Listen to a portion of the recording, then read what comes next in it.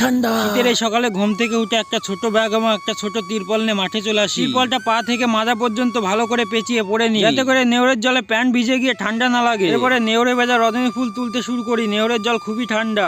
ঠান্ডা। এত ঠান্ডার মধ্যে রজনী ফুল তোলা হয়ে গেলে বিক্রি করার জন্য পাঠিয়ে দিই। শীত পড়ে গেছে, ভেন্ডি হচ্ছে না এবং ভেন্ডি গাছগুলো শেষ হয়ে গেছে, সেজন্য ভেন্ডি গাছ কেটে দিয়েছে এবং এই জমিতে দেখুন আবার বরবটি লাগিয়ে দিয়েছে। এই যে দেখুন রজনীর স্টিকের উপরে পাখি বসেছে। এই যে দেখুন পাখিটা উড়ে গেল আর কত জোরে নড়া লাগলো, এই কারণে স্টিকের মাথা ভেঙে যায়। রজনী ফুল শেষ হয়ে যায়, স্টিক গুলো ভেঙে ফেলা হচ্ছে এবং রজনী ফুল শেষ হয়ে যাওয়া বেশ কিছু স্টিক ভেঙে ভেঙে ফেলে দেওয়া হয়। এরপরে কোদাল এবং সার নিয়ে মাঠে চলে আসা হয় এবং এই যে দেখুন গাঁদা ফুলের জমিতে আগে সার ছিটিয়ে নেওয়া হচ্ছে। আগের দিন বেশ কয়েকটা গাঁদা ফুলের লাইনে মাটি দিতে বাকি ছিল, এই যে দেখুন আজ গাঁদা ফুলের জমিতে লাইন লাইন করে মাটি দেওয়া হচ্ছে এবং গাঁদা ফুলের জমিতে মাটি দেওয়া হয়ে গেলে বাড়িতে চলে আসি এবং বিকালবেলা স্নান খাওয়া দাওয়া করে মাঠে ধনেপাতা তুলতে আসা হয় এবং ধনেপাতা তুলে তুলে এরকম ভাবে রাখা হয় এবং আটি বাঁধা হয়। এক ব্যাগ মতো ধনেপাতা তোলা হয় এবং এরপরে কিছু লাউ এবং মূলো তোলা হয়। এগুলো তুলতে তুলতে অনেকটা অন্ধকার হয়ে যায়।